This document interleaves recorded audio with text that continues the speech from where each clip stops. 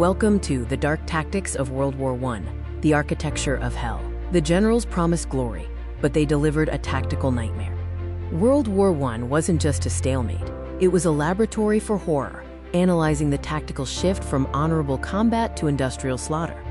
We are going to explore how World War I saw a devastating shift from traditional honorable combat to a mechanical, industrialized form of slaughter. Our case study focuses on 1914 to 1918, looking closely at 4 key areas that define the war's dark tactics. First, the atmosphere itself became a weapon with the advent of chemical warfare, which we call the poisoned air. Chlorine gas was first used at the Second Battle of Ypres in 1915, marking a horrific turning point. This innovation turned the very air into a weapon of mass industrial slaughter, forcing a shift from battlefield honor to desperate survival. Next, we delve into subterranean engineering, the grueling, hidden war fought beneath the trenches.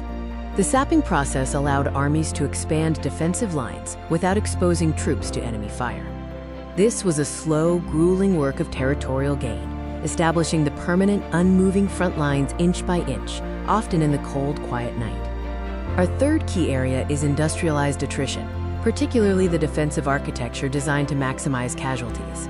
Iron entanglements, like barbed wire, were used to funnel attackers into designated kill zones. Cold iron became a silent sentry, trapping the desperate. The killing grids utilized interlocking fields of fire, creating inescapable zones of death that made traditional bayonet charges suicidal. Mechanical death replaced human skill. Finally, we look at the specialized assault units and the offensive tactics they employed to try and break the stalemate. The creeping barrage, or curtain of steel, involved a wall of artillery fire leading the infantry advance. A single second of delay, however, meant a terrible doom for the troops following.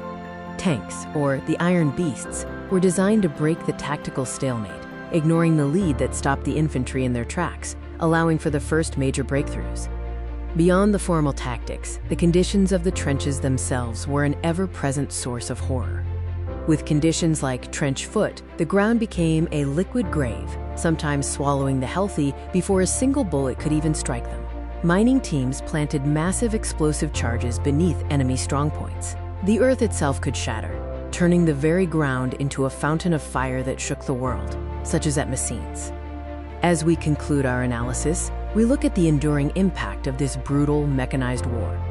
The dark tactics of the Great War laid the foundation for almost all modern military strategy, forever changing how humanity engages in conflict. The scars remain written in the soil, a grim monument to a world that learned too well how to kill with science.